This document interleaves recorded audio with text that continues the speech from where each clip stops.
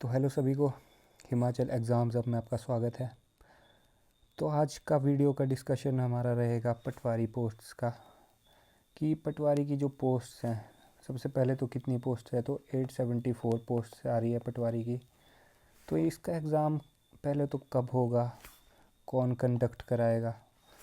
तो जो कि मैक्सिमम बच्चों को यही सवाल है कि एग्ज़ाम कब होगा, दिक्कत कहाँ आ रही है, कहाँ फंसा हुआ है। क्योंकि जो सुक्खू सरकार ने मतलब 2023 में इन पोस्ट का एडवर्टाइजमेंट किया था कि 874 पोस्ट आ रही है पटवारी की 2023 में। तो आज 2025 होने को चली है, 2025 ख़त्म होने को चली है। तो 2 साल हो गए इन पोस्ट को। तो 2 साल से पोस्ट रही कहाँ है। तो आज हम रीज़न देखेंगे और देखेंगे कि इस हिसाब से एग्ज़ाम कब तक हो सकता है। मतलब मैं आपको एडवर्टीज़मेंट का तो नहीं बोल सकता कि अभी आएगी, कल आएगी, परसों आएगी, हफ्ते बाद, महीने बाद, पर एग्ज़ाम का एक मोटा मोटा आइडिया मैं आपको दे सकता हूँ कि कब तक हो सकता है आपका एग्ज़ाम और कौन कराएगा, कौन सी एजेंसी कंडक्ट कराएगी। क्या HPPSC कराएगी, शिमला कमीशन कराएगी या हमीरपुर कमीशन कराएगी, तो कौन कराएगा। तो देखते हैं कि सबसे पहले तो रीज़न देखते हैं कि डिले क्यों हो रहा है। रीज़न देखते हैं कि पटवारी का एडवर्टीज़मेंट डिले क्यों हो रहा है, पटवारी का एग्ज़ाम डिले क्यों हो रहा है। तो जैसे मैंने आपको बोला कि कुछ 2023 में जो हमारे माननीय मुख्यमंत्री जी है, उन्होंने बोला था कि 874 पोस्ट पटवारी की जी आने वाली है। तो आने वाली है, 2025 आ गया पर आने वाली है। अब कब तक आने वाली है ये हम देखते हैं कि एक्चुअली रीज़न क्या है इसका, कहाँ दिक्कत आ रही है, कहाँ ये डिले हो रहा है, कहाँ ये पोस्ट डिले हो रही है।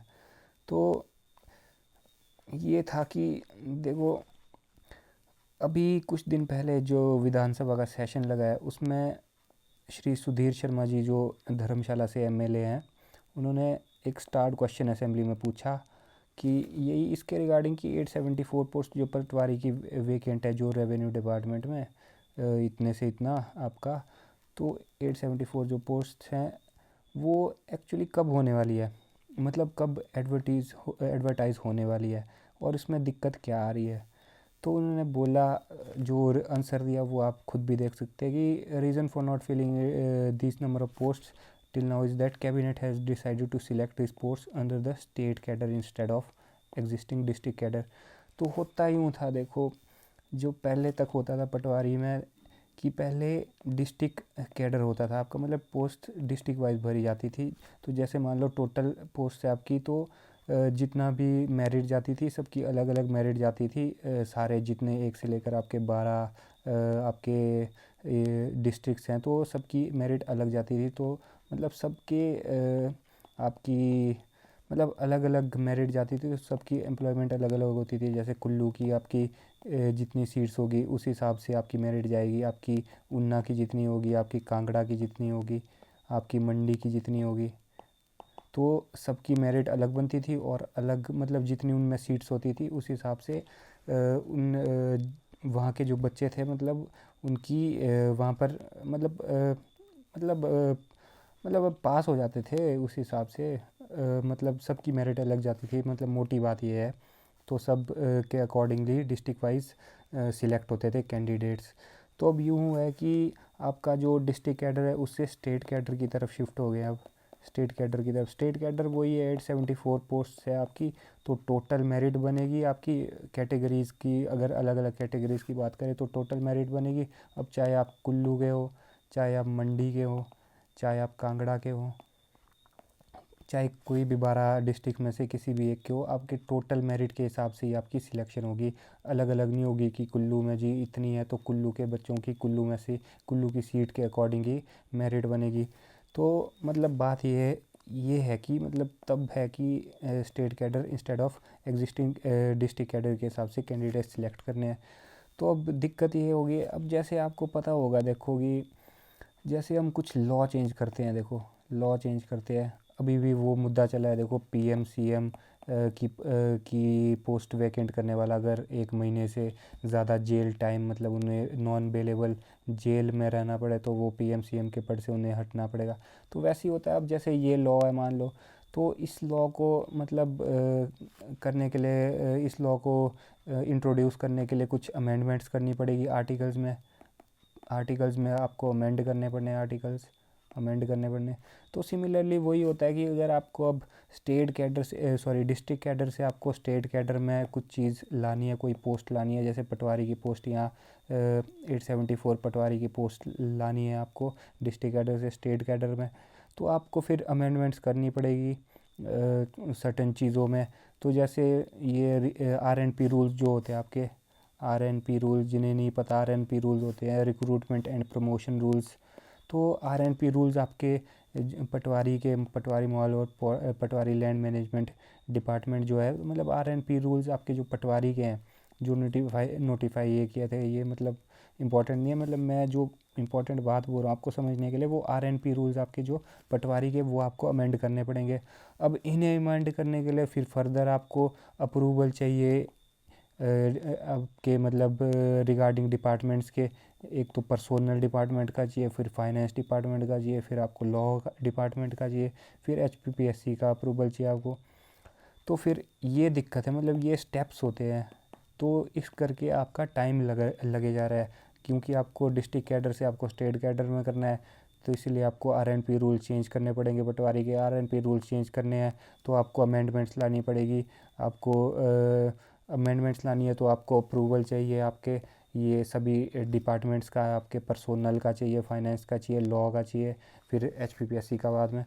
तो फिर इन्होंने जो हमारे मिनिस्टर है, जो हमारे रिगार्डिंग मिनिस्टर है, उन्होंने फिर ये बोला है कि देखो पटवारी की जो पोस्ट है, जो आरएनपी रूल्स है वो अप्रूव कर दिए गए हैं by the personnel and finance department. तो ठीक है, मैंने बोला तो पर्सोनल से अप्रूव हो चुके हैं, फाइनेंस से देखो आप पर्सोनल से अप्रूव हो चुके हैं, फाइनेंस से अप्रूव हो चुके हैं। अब तीसरे नंबर पे पहुंच गए लॉ डिपार्टमेंट में। तो लॉ डिपार्टमेंट में अभी गाड़ी फंसी हुई है। तो लॉ डिपार्टमेंट से जैसी अप्रूवल मिल जाता है वैसे एचपीपीएससी से भी मिल जाएगा। तो फिर उसके बाद आपकी जो लॉ डिपार्टमेंट की जो आरएनपी रूल्स की जो नोटिफिकेशन होगी वो आपकी जारी कर दी जाएगी। तो उसके बाद आपकी रिक्वेजिशन फाइल भी फिल कर दी जाएगी, रिक्वेजिशन भी हो जाएगी 874 पोस्ट की आपकी रिक्रूटमेंट एजेंसी के लिए। जो कि रिक्रूटमेंट एजेंसी आप देखो यहाँ पर, ये ट्रांसलेट थोड़ा गलत हो गया, मैंने एक्चुअली हिंदी को गूगल ट्रांसलेट किया इंग्लिश में, तो एचपीपीएससी नहीं एचपीआरसी होगा वे, एचपीआरसी है। तो मोटी मोटी बात ये है कि एचपीआरसीए जो है उसको फिर भेज दी जाएगी आपके आरएनपी रूल्स से, मतलब रिक्वेजिशन भेज दी जाएगी, और उसके बाद एचपीआरसीए आपका नोटिफिकेशन निकाल देगा 874 पोस्ट की। तो आपको मैंने समझा दिया कि दिक्कत कहाँ आ रही थी, क्योंकि अमेंडमेंट्स करनी पड़ रही है, क्योंकि डिस्ट्रिक्ट से स्टेट में जा रहे हैं। तो पर्सोनल से पहले पास हो चुका है, पर्सोनल से पास हुआ, फाइनेंस से पास हुआ, लॉ से पास होना रहा है, फिर वही एचपीपीएससी से जाके फिर आपकी नोटिफिकेशन आ जाएगी आरएनपी रूल्स की, फिर एक्विजिशन के लिए चले जाएगी फाइल आपका एचपीआरसीए में, फिर आपकी आ जाएगी। तो एग्ज़ाम कब हो सकता है, तो देखो नोटिफिकेशन का तो मैं कुछ कह नहीं सकता कि अब लॉ डिपार्टमेंट में फ़ाइल भेजिए पास होने, तो लॉ डिपार्टमेंट से कितना टाइम लगेगा। लॉ डिपार्टमेंट के बाद भी आपका फिर ये जो रिक्वेजिशन के लिए एचपीआरसीए, फिर एचपीआरसीए खुद कितना वो करेगा। तो मोटा मोटा अगर मैं कहूँ तो एग्ज़ाम तो देखो अगले साल ही होगा आपका, एग्ज़ाम तो आपका अगले साल ही होगा। तो ये मोटा मोटा कह सकता हूँ मैं। अब कोई गारंटी नहीं है, जल्दी भी निकाल सकते हैं निकालने के लिए, पर एडवर्टीज़मेंट के ऊपर डिपेंड करता है। एडवर्टीज़मेंट आएगी तो 1-2 महीना तो एग्ज़ाम आगे ही जाना है। तो एडवर्टीज़मेंट आपका देख लो आप, सितंबर अक्टूबर में भी आता है, तो एग्ज़ाम तो मार्च से पहले होगा नहीं।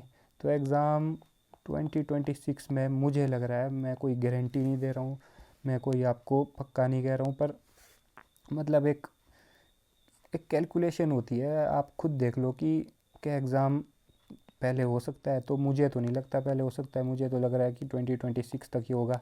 रीज़निंग मैंने आपको कर दी है कि क्यों लग रहा है मुझे, बाकी आप देख लो कमेंट सेक्शन में, आप बता सकते हो कि आपको कुछ और पता लगा है या तो आप कुछ और सोचते हैं, आप बता सकते हो, आप शेयर कर सकते हो। पर जो भी मतलब रीज़न है कि क्यों नहीं आ रहा है, कहाँ रह गया है, कहाँ फंस गया है, क्या दिक्कत है, कौन करा कंडक्ट कौन करा रहा है, तो मैंने आपसे सारा डिस्कस कर लिया है। तो मिलते हैं नेक्स्ट वीडियो पे। Thank you.